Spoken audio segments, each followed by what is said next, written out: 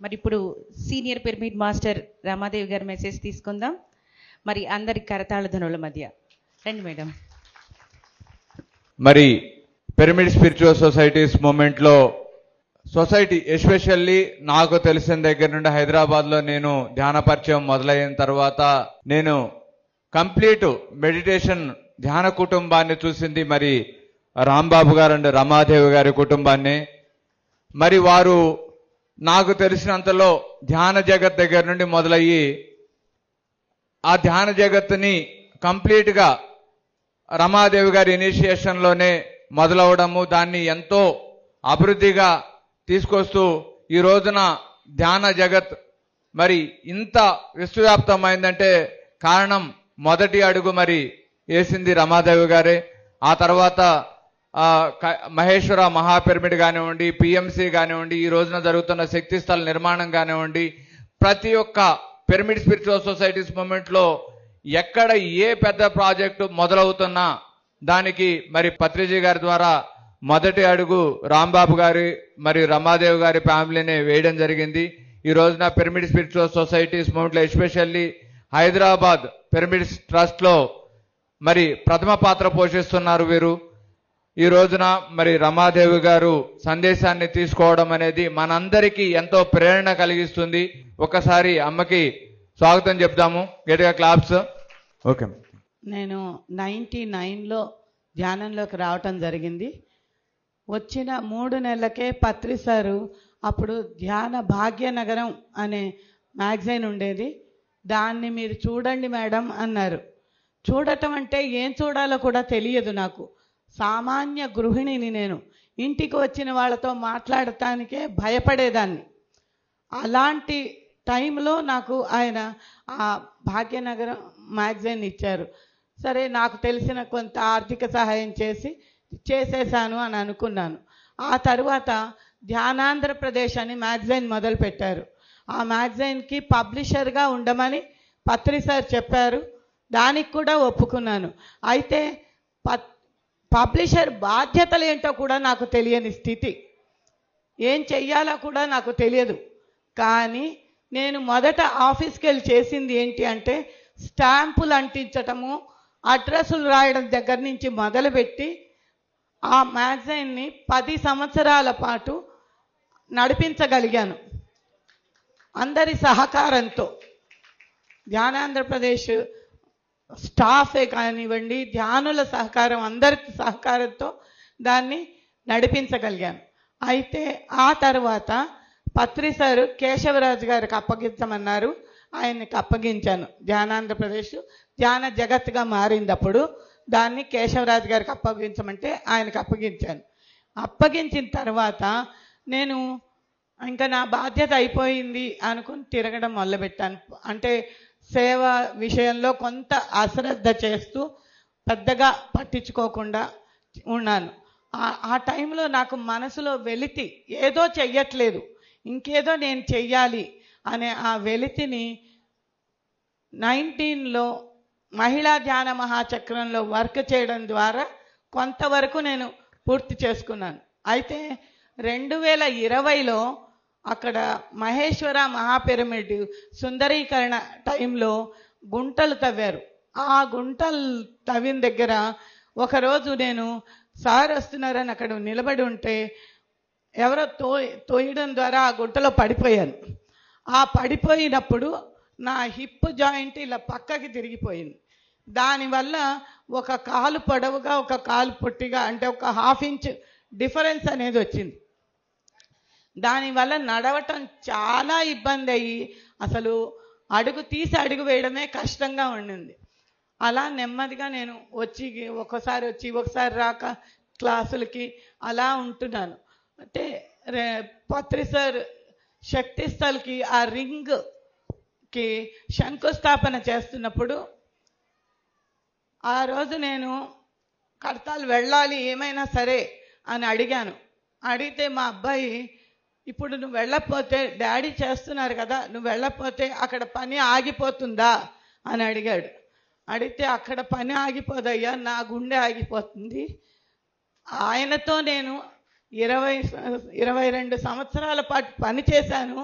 చేసి ఈరోజు ఆ శక్తి శంకుస్థాపన అంటే నేను వెళ్లకుండా ఎలా ఉంటాను, వెళ్ళాలి, ఏమైనా సరే వెళ్ళాలి అనుకుని నేను అక్కడికి వెళ్ళాను. ఆ రోజు నన్ను ఇద్దరు పట్టుకొని తీసుకెళ్ళి కుర్చీలో కూర్చోబెట్టి కొబ్బరికాయ కొట్టమంటే ఆ కొబ్బరికాయ నా చేతిలో పగలలేదు, నేను కొట్టలేకపోయాను, నాకు ఆ శక్తి లేదు ఆ రోజున. అలా ఉన్న నేను అదే రోజు నాకు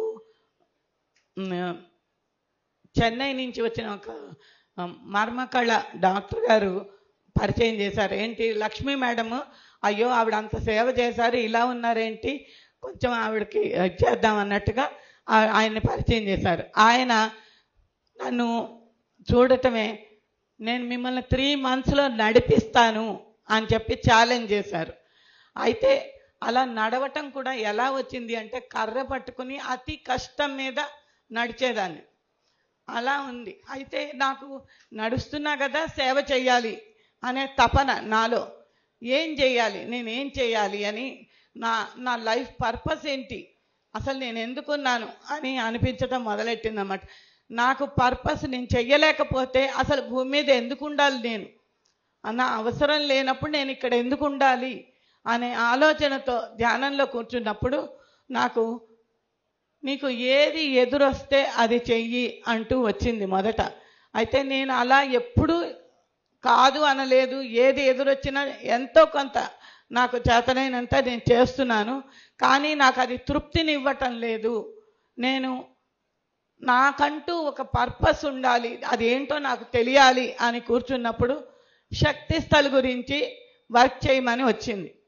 ఆ వచ్చినప్పుడు కూడా నేను పూర్తిగా నా మీద నాకు నమ్మకం లేని స్థితిలో నా మనసు అలా క్రియేట్ చేస్తోందేమో అనే భావంతో నేను అనిపించినా కూడా మా కాలనీలో నాతో పాటు ధ్యానం చేస్తున్న వాళ్ళని అడిగాను అనమాట.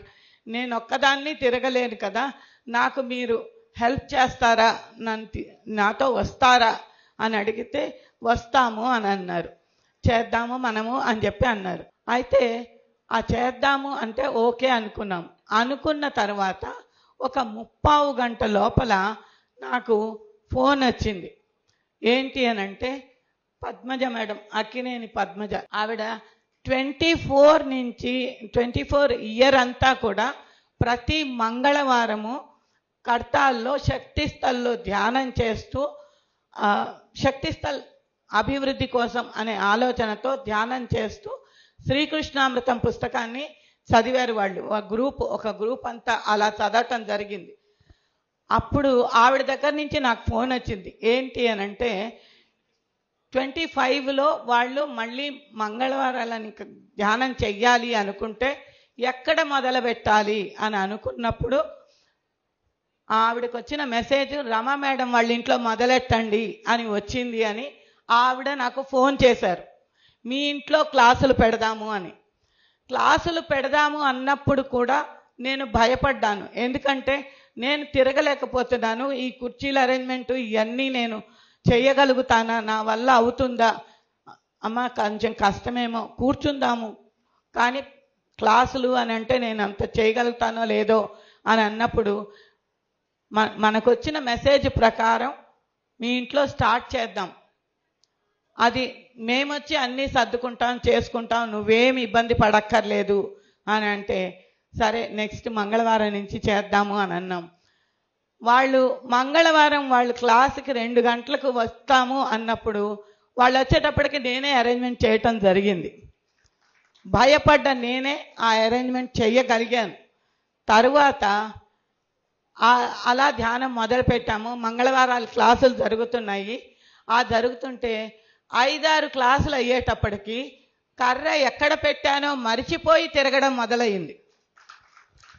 అది నాకు అంటే నేను మర్చిపోయానమ్మో, నాకు కాళ్ళు నొప్పులు వస్తాయేమో అని వెతుక్కుని 2-3 సార్లు అలా వెతుక్కున్నాక నాకు అర్థమైంది, ఇది నాకు అవసరం లేనిది, నేను దీని గురించి ఆలోచించక్కర్లేదు అని. ఆ రోజు నుంచి ఈ రోజు వరకు హ్యాపీగా తిరుగుతున్నాను, దానికోసం వర్క్ చేస్తున్నాను. నేను చేస్తున్న వర్క్ మేము అనుకున్న పద్ధతి ఏమిటి అంటే, పిరమిడ్ స్పిరిచువల్ సొసైటీలో ఎన్నో పనులు జరుగుతున్నాయి. అందరూ అన్నిటికీ అన్ని రకాలుగా సహాయాన్ని అందిస్తూనే ఉన్నారు. ఎవరు కూడా చెయ్యకుండా లేరు. సేవ అనేది పిరమిడ్ స్పిరిచువల్ సొసైటీ రక్తంలోనే ఉంది అని చెప్పొచ్చు. ప్రతి ఒక్కళ్ళు కూడా నేను దీని నుంచి లబ్ధి పొందాను, నేనేం చెయ్యాలి అనే ఆలోచనతోనే ప్రతి ఒక్కళ్ళు ఉన్నారు. కాబట్టే ఈ సంస్థ ఇంత అద్భుతంగా ముందుకు వెళుతోంది. అయినప్పటికీ కూడా ఏ కార్యక్రమానికైనా అందరం ఇవ్వాల్సిందే. కానీ పత్రి సార్ శక్తి స్థల్ సార్ సమాధిని, ఆ స్టాచ్యూ ఆఫ్ మెడిటేషన్ అనే దాన్ని మనం నిర్మించుకోవాలి. అది నిర్మించుకోవాలి అంటే ప్రతి ఒక్క ధ్యాని కూడా ఇది నా బాధ్యత అని అనుకోవాలి. ఎందుకంటే పత్రి సార్ ఎప్పుడూ కూడా ఇది నా ప్రాంతము, ఇక్కడ మాత్రమే నేను డెవలప్ చేస్తాను అని అనుకోలేదు. అలా అనుకున్నట్టయితే ప్రపంచమంతా ఆయన తిరిగి చెప్పేవారా? మీరు చెప్పండి, చెప్పేవారా? ఆయన వసుదైక కుటుంబం అన్నారు. మనం అందరము ఒక్కటే. కానీ పత్రి గారిది అన్నది మనందరి కేంద్రం కావాలి. ఎంత అవకాశం ఉంటే అంత. నేనేమి ఫోర్స్ చేయట్లేదు, మీరు ఇంత చెయ్యాలి అని చెప్పట్లేదు.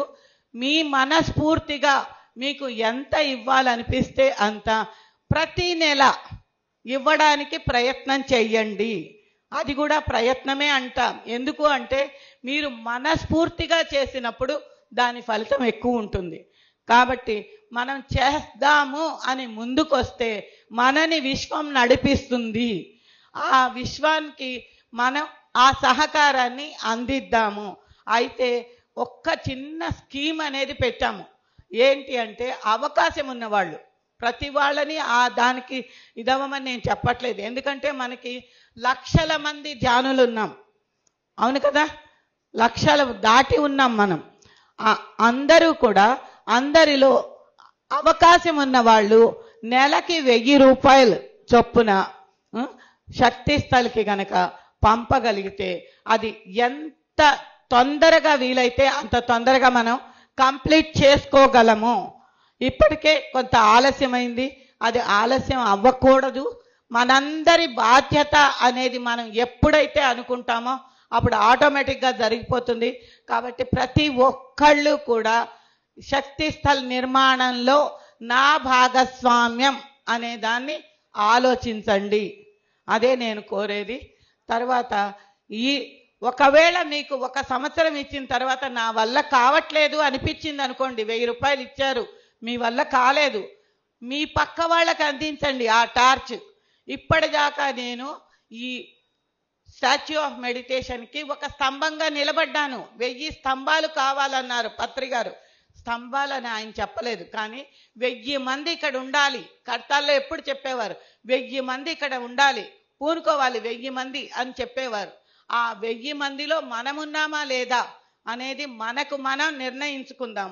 అలా ఒక 1000 మంది ఎప్పటికీ ఆ స్టాచ్యూ ఆఫ్ మెడిటేషన్ నిర్మాణానికి నేను ఒక స్తంభానిగా నిలబడతాను అని మీరందరూ అనుకుంటే, అంటే అది పూర్తి బరువు మిమ్మల్ని మొయ్యమని నేను చెప్పట్లేదు.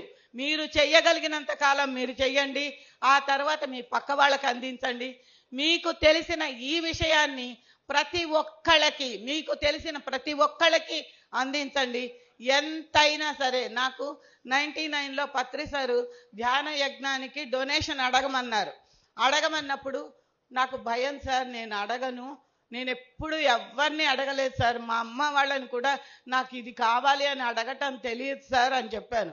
చెప్పినప్పుడు ఆయన, నీ ఇంట్లో పెళ్ళికి అడుగుతున్నావా, నీకు ఫంక్షన్ జరుగుతోందని అడుగుతున్నావా, అడగను అంటానికి సిగ్గులేదా అని తిట్టారు నన్ను. పత్రి గారు ఒక అరగంట సేపు దాని గురించి తిట్టారు. తిట్టి ఇంకో మాట చెప్పారు, నువ్వు వెళ్ళి ఇలా ధ్యాన యజ్ఞం జరుగుతోంది అని చెప్పు. విన్నారా? వాళ్ళు 1 రూపాయి ఇచ్చారా, దండం పెట్టి ఆ రూపాయి తీసుకురా. అలాగే నువ్వు వాళ్ళు విని ఏమీ ఇవ్వలేదా, దండం పెట్టు. నీ పని నిన్ను చెయ్యనిచ్చారు, విన్నారు, దానికి దండం పెట్టిరా. అంతేగాని డిమాండ్ చెయ్యకు, నాకు ఇంత కావాలి అని ఎప్పుడు డిమాండ్ చెయ్యకు అని నాకు పత్రి సార్ చెప్పారు, నీకు 1,00,000 రూపాయలు కలెక్ట్ చేయాలని ఉందా, 1,00,000 ఇళ్ళు తట్టు, వెళ్ళి రూపాయి ఇచ్చినా సరే 1,00,000 ఇళ్ళు తట్టు, అంటే ప్రతి ఒక్కరికి ఈ విషయాన్ని అందజేయి అనేదే ఆయన చెప్పారు. ఆ విధంగానే చెయ్యాలి అని నిర్ణయించుకునే ఎక్కడ అవకాశం ఉంటే అక్కడ రావడం జరుగుతోంది. అక్కడ కూర్చుని అందరికీ ఈ విషయాన్ని తెలియచేయాలని కోరుకుంటూ, నాకు ఈ అవకాశం ఇచ్చిన సేవాదళ్ సభ్యులందరికీ కూడా మనస్ఫూర్తిగా హృదయపూర్వకంగా నమస్కారాలు తెలియచేసుకుంటూ సెలవు తీసుకుంటున్నాను. Thank you. మరి ఎంత అద్భుతంగా ఉంది ఆమె జర్నీ. మరి శంకుస్థాపనకి వెళ్ళటానికి సహకరించకపోయినా తన శరీరం వెళ్ళాలనే సంకల్పం చూసారా? అలా మనం ఎక్కడికైనా వెళ్ళాలనుకుంటే ఒక సంకల్పంతో వెళ్తాం. మరి ఆమె చేసిన సేవ, ధ్యాన ప్రచారం, మరి డొనేషన్స్ కలెక్ట్ చేయటం అంతా కూడా చాలా ఆమె అనుభవపూర్వకంగా ఎన్నో చెప్పిన విషయాలన్నీ కూడా మనం ఒక స్ఫూర్తి తీసుకోవాలి. మరి మేడం గారికి గట్టిగా క్లాప్ చేద్దామా? Claps masters.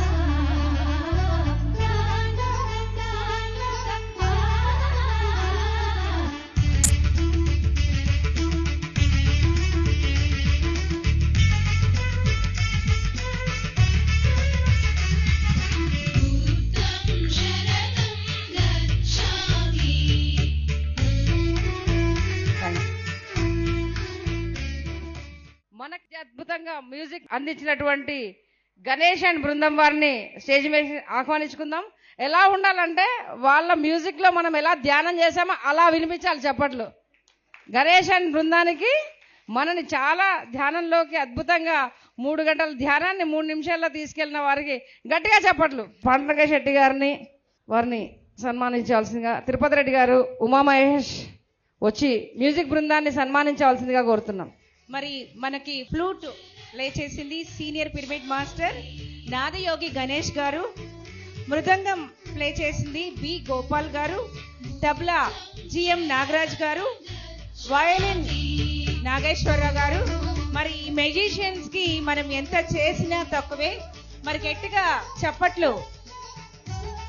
మనం వీరి సంగీతం సహకారంతోనే మొన్న ఈరోజు చక్కగా ధ్యానం చేశాం.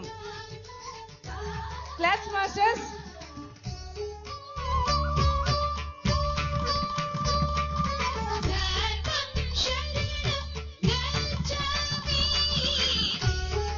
సంగీత కళాకారులకి చప్పట్లే వాళ్ళకి ఆహారం. గట్టిగా చప్పట్లు. గట్టిగా మీరు సన్మానం చేసినా కాదు, వాళ్ళకి చప్పట్లు కావాలి.